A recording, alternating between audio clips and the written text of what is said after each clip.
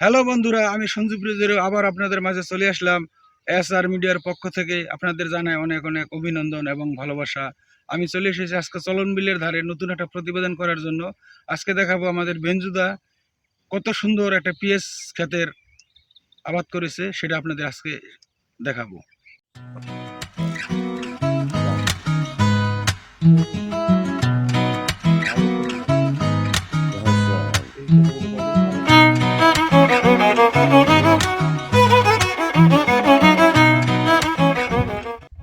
সুপ্রিয় বন্ধুরা, আপনারা দেখতে পাচ্ছেন আজকে আমরা চলে এসেছি চলন বিলের ধারে একটি জমিতে। এই জমিটি আমাদের বেঞ্জুদার, আমার দুলা ভাই, তিনি এই জমিতে পেঁয়াজ চাষ করেছেন। আপনারা দেখতে পাচ্ছেন কত বড় বড় পেঁয়াজ হয়েছে। দাদা, এখানে জমি আছে কতখানি? 9 কাঠা। 9 কাঠা জমি। 9 কাঠা জমিতে তিনি পেঁয়াজ চাষ করেছেন। আমাদের সোহেল, তিনি এসেছেন পেঁয়াজ ক্ষেত দেখতে এবং তিনি চাচ্ছেন পেঁয়াজ ক্ষেতটা মুক্তা কিনে নেবেন। দাদা যদি বিক্রি করে, দামে দরে যদি পড়তা হয়, তাহলে তিনি পেঁয়াজ ক্ষেতটা কিনে নেবেন এবং পেঁয়াজগুলা তিনি চিন্তা করছেন ঢাকা কারণ বাজার সাপ্লাই দিবেন। পেঁয়াজ লাগাইছিল একটা করে, দেখেন বন্ধুরা একটা গাছের কি চেহারা। এই গাছটার পেঁয়াজটা অন্তত পক্ষে 100 থেকে 150 গ্রাম ওজন হবে কোনো কোনো জায়গায় একটা। আবার দেখেন একটা পেঁয়াজ গাছ থেকে 2টা গাছ হয়েছে, কোথাও আবার এই যে দেখেন 3টা গাছ হয়েছে, কোথায় আবার 4টাও হয়েছে। তাহলে বুঝেন কি পরিমাণে ফলন হবে এই 8 কাঠা জমি থেকে। দেখেন চলন বিলের কি অপরূপ দৃশ্য, কত সুন্দর মনোরম দৃশ্য। আপনাদের যাদের মন খারাপ, আপনারা দয়া করে এই বিলে ঘুরতে আসবেন, দেখবেন আপনার মন প্রাণ সব জুড়িয়ে যাবে, খুব ভালো লাগবে, দেখার মতন পরিবেশ।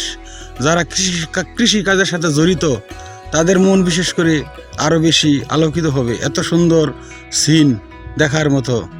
বেঞ্জুদা, তাহলে এখানে আপনার টার্গেট কত মন পেঁয়াজ হবে এখানে এই জমিতে, আপনার 8 কাঠা জমিতে?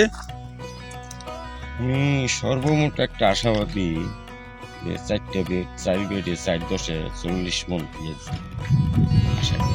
40 মন পেঁয়াজ হবে তিনি আশা করছেন। যদি 2000 টাকা মন হয়, তারপর তার টার্গেট তিনি 8 কাঠা জমি থেকে 80,000 টাকার পেঁয়াজ বিক্রি করবেন। সোহেল, তুমি কি পেঁয়াজের ভুঁইটা কিনে নিতে প্রস্তুত? রাজি আছো তুমি? এখন বেঞ্জুদা যদি দেয়, আপনি কি দিবেন দাদা? আপনার হিসাবে থাক। 2000 টাকা মন। আমার সবচেয়ে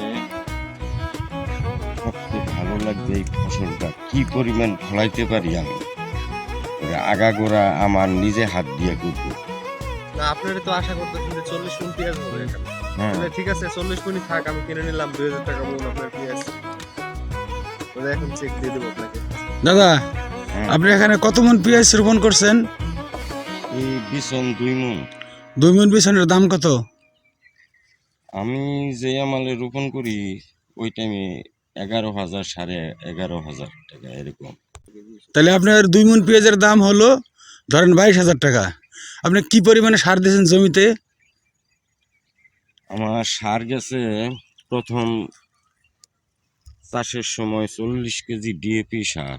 40 কেজি ডিএপি সার। হ্যাঁ, আর 30 KG potash, 30 KG potash, 5 KG জিপ, 5 কেজি জিপ, 1 কেজি দানাদার। 1 কেজি দানাদার। আচ্ছা, লাগায় সেরে 10 কেজি ইউরিয়া। লাগানোর পরে যখন চারা বড় হয়ে গেছে, তখন তিনি 10 কেজি ইউরিয়া দিয়েছেন। তারপরে একটা সেক দিছি, ওই সেকে দিছি। তারপরে আবার সেচ দিয়েছেন। কতদিন পরে সেচ দিয়েছেন? মোটামুটি তাও লাগানোর বোধহয় 27-28 দিন। লাগানোর 27-28 দিন পরে সেচ দিয়েছেন। সেচের পরে আবার ইউরিয়া সার দিয়েছেন 8 মন 8 কাঠা জমিতে। দেখেন এত সুন্দর পেঁয়াজ হয়েছে। এটা আমার মনে হয় জোনাল এলাকার সেরা পেঁয়াজ এটা। আমরা এই পেঁয়াজ ক্ষেতটা দেখে ভিডিও না করে থাকতে পারলাম না, যার কারণে বাধ্য হয়ে আমরা এই পরন্ত বিকেলে চলে এসেছি পেঁয়াজের জমিতে ভিডিও করার জন্য। আমার খুব ভালো লেগেছে এত সুন্দর পেঁয়াজ দেখে। এই যে দেখেন বন্ধুরা, এই দেখেন পেঁয়াজটা দেখেন। এখনও যে গাছের চেহারা, মোটামুটি আরও 1 থেকে 1.5 মাস গাছগুলো তাজা থাকবে, পেঁয়াজগুলো আরও বড় হবে। যে দেখেন দেখেন পেঁয়াজগুলোর সাইজ দেখেন, চেহারা দেখেন কত সুন্দর। পেঁয়াজের যেই ফুল হয়েছে, যে দেখতে পাচ্ছেন পেঁয়াজের ফুল, এগুলা সকালে একটু দেখাও। এই যে ফুল তুলতেছে পেঁয়াজের ফুল, এগুলা এই ফুলে বিক্রি করেছেন তিনি মোটামুটি 17 থেকে 18,000 টাকার ফুলে বিক্রি করেছেন। এর পাশে আর একটা জমি আছে, সেই জমিতে তিনি পেঁয়াজ রোপণ করেছেন। তার পরিকল্পনা এখান থেকে তিনি পেঁয়াজের বীজ তৈরি করবেন। এই যে দেখেন এই জমিটাতে তিনি পেঁয়াজ রোপণ করেছেন, কত সুন্দর। 2টা লাইন দিয়েছেন, তারপরে আবার মাঝখানে ফাঁকা রেখেছেন, তারপরে আবার 2টা লাইন দিয়েছেন। এই জমিটায় আমি আগে একটা প্রতিবেদন করেছিলাম, তিনি এখানে পালং শাক রোপণ করেছিলেন। এই জমিটা হলো 18 কাঠা। এই জমি থেকে তিনি মোটামুটি 48,000 টাকার পালং শাক বিক্রি করছেন। তিনি খুব সফল একজন কৃষক। তিনি একা একাই কাজ করেন এবং তিনি খুব হিসাব নিকাশ করে আবাদ করেন। এলাকার বহুত মানুষ তার কাছে আসে কৃষি পরামর্শ নেওয়ার জন্য। তিনি অবশ্য বিনামূল্যে সবাইকে কৃষি পরামর্শ দিয়ে থাকেন। এই যে দেখেন পেঁয়াজের গাছগুলো দেখেন, দেখেন পেঁয়াজের গাছটা কেমন গাছ, কেমন মোটা। এখানে কত বড় পেঁয়াজ হইতে পারে আপনারা চিন্তা করে দেখেন। দেখেন পেঁয়াজটা দেখেন কত বড় হয়ে গেছে, এখনই প্রায় 100 গ্রাম। ক্যামেরাতে তো ভালো দেখা যাচ্ছে না, তো পেঁয়াজটা যদি তুলে দেখাতে পারতাম তাহলে আপনারা বুঝতে পারতেন কত বড় পেঁয়াজ হয়েছে। এগুলো আসলে চলন বিলের ধারে জমি, তো বর্ষাকালে পানি আসে, পানি আসার কারণে মাটিগুলো খুব উর্বরা থাকে এবং ফসলও খুব ভালো হয়। এই যে দেখতে পাচ্ছেন আগে পালং শাক বিক্রি করছে 48,000 টাকা, আবার তিনি পালং শাক বিক্রি করেছেন এবং পালং শাকের পাশাপাশি তিনি ভুট্টা লাগাইছেন। এই দেখেন ভুট্টা গাছও আছে।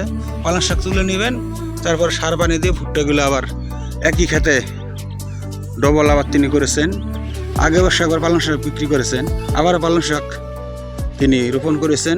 এগুলো প্রায় বিক্রির উপযোগী হয়ে গেছে, আর হয়তো 4 থেকে 5 দিনের পরে এগুলো বিক্রি করা যাবে।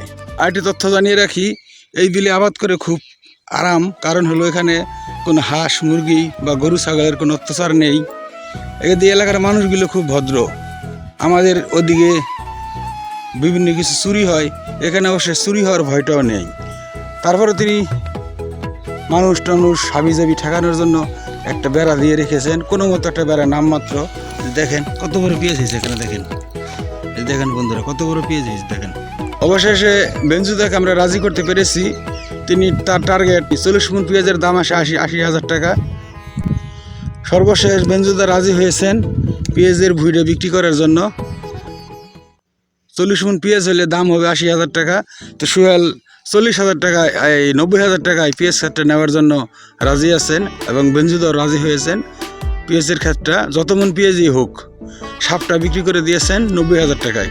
সোহেল এই পেঁয়াজগুলো তুমি কোথায় বিক্রি করবা? আমি এটা কারণ বাজার পাঠাবো, ঢাকা কারণ বাজারে। ও সোহেল এটা কারণ বাজার পাঠাবে। সোহেল তিনি শখের বসে কিছু ফুল চারা ক্রয় করতে করতে বা বাড়িতে রোপণ করতে করতে এখন তিনি নিজেও একটা ফুলের নার্সারি গড়ে তুলেছেন। এবার ডিসেম্বরে বড়দিনে তিনি অনেক টাকার ফুল বিক্রি করেছেন।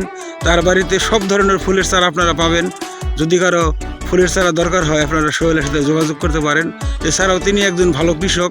তার একটা প্রজেক্ট আছে ছোটো, আরেকদিন তার প্রজেক্ট নিয়ে আমরা একটা কৃষিভিত্তিক প্রতিবেদন তৈরি করব। সকলকে ধন্যবাদ।